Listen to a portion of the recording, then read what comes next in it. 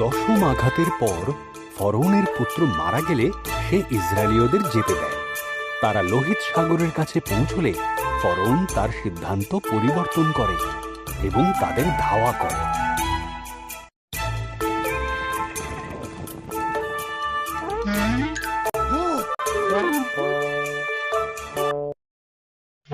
ইসরায়েলীয়রা যখন ফরৌনের অশ্বরথ দেখে তখন খুবই ভয় পেয়ে যায়, কিন্তু ঈশ্বর মোশিকে বললেন তার হাতের লাঠিকে লোহিত সাগরের দিকে ওঠাতে। ঈশ্বর তখন একটা ঝোড়ো হাওয়া পাঠিয়ে লোহিত সাগরকে দুই ভাগ করে দেন।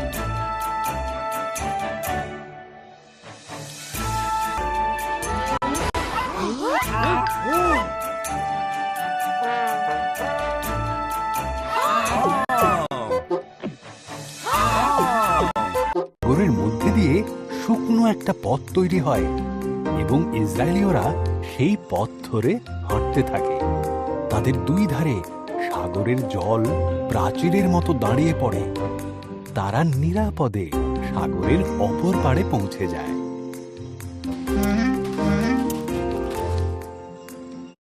এবং তার সৈন্যরা সাগরের মধ্য দিয়ে তাদের একই পথে ধাওয়া করে। ঈশ্বর তখন মোশিকে তার হাত ওঠাতে বললেন।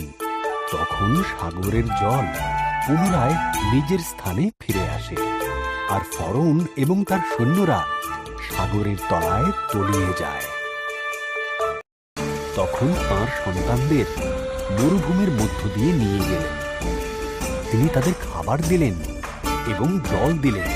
তারা সিনয় পর্বতের কাছে তাঁবু গড়ল, যেখানে ঈশ্বর মোশিকে বলেছিলেন পর্বতের উপরে তাঁর সাথে দেখা করতে। আগুন আর ধোঁয়ার মধ্য দিয়ে মোশে পর্বতের চূড়ায় পৌঁছল এবং ঈশ্বর তার সাথে দেখা করতে নিচে নেমে এলেন।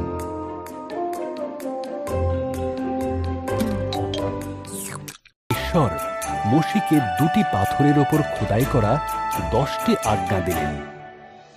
কোনো পরদেবতা আরাধনা করবে না, কোনো মূর্তি তৈরি করবে না, আমার নাম সম্মানের সাথে স্মরণ করবে, বিশ্রামবারকে বিশেষ দিন হিসেবে মান্য করবে,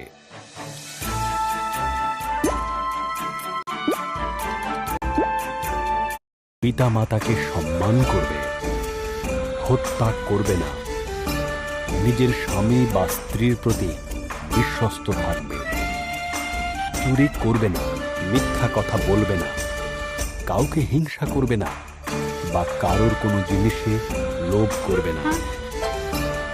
এখন তারা জানল কিভাবে ঈশ্বরের বাধ্য হতে হয়।